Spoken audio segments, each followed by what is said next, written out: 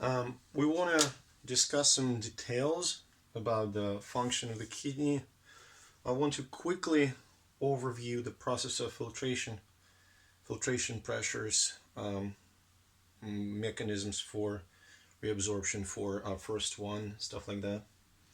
So let's start with a discussion of a structure of the glomerulus. So we've got a glomerular capsule, and inside of that glomerular capsule you have a network of capillaries, and these capillaries are supplied by afferent arteriole and drained by efferent arteriole. And I want to highlight that afferent arteriole is wider, efferent arteriole is narrower. So what we have here, we have two pretty unique things. First, this is the capillary bed that is supplied and drained by arterioles.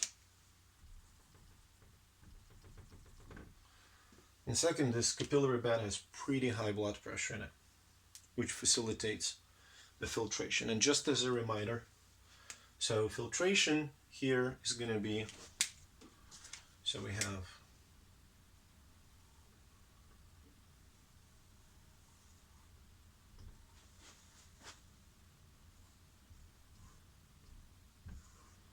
have proximal convoluted tubule, distal convoluted tubule, nephron loop, collecting duct.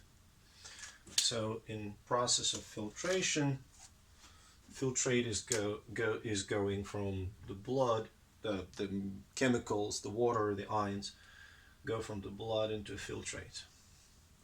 That's filtration here. In the process of reabsorption,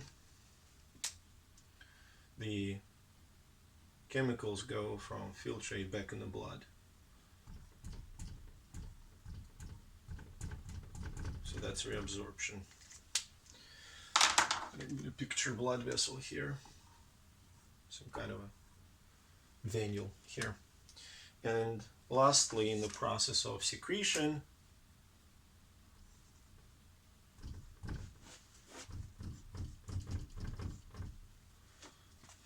chemicals go back from the blood into the filtrate. So those are three main processes: filtration, reabsorption, secretion, that occur in the nephron.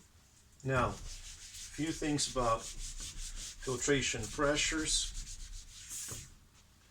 So here's how it works. I'm not gonna draw any fancy stuff. So you've got blood, so that's blood, and this is going to be filtrate. So which three pressures you're going to have?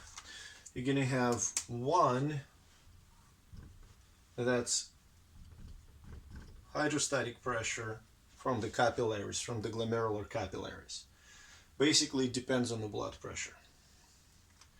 Two, you have hydrostatic pressure from the capsule. We're going to call it glomerular hydrostatic pressure. And three, the osmotic pressure that blood exerts on the fluid. Osmotic pressure drives fluid back into the blood, so it's a capillary osmotic. So essentially net filtration pressure will be hydrostatic pressure exerted by the blood in the capillaries minus hydrostatic pressure. Well, let's put it in the other side of the board. Hydrostatic pressure exerted by the capillaries minus hydrostatic pressure exerted by fluid in glomerular capsule by filtrate minus capillary osmotic pressure, and that gives you net filtration pressure. Now you can imagine if, for instance, blood pressure goes up, hydrostatic capillary pressure goes up. if blood pressure goes down, this pressure also goes down. Now, another thing, concentration of protein. So if concentration of protein in the blood for some reason goes up, osmotic pressure goes up, more fluid is returned, net filtration pressure goes down. So basically, like, blood pressure goes up, NFP goes up, and vice versa. Blood albumin goes up. As a consequence, capillary osmotic pressure increases, NFP goes down. Common problem is when the filtration membrane is damaged and blood protein ends up in the filtrate. In this case, a third component emerges. I'm going to do it in a dotted line because normally it shouldn't be there. Remember, it should not. It's osmotic pressure exerted by the filtrate in the glomerulus.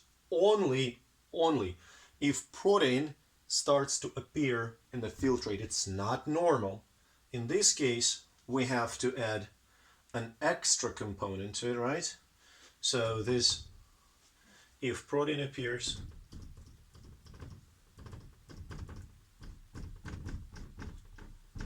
protein infiltrate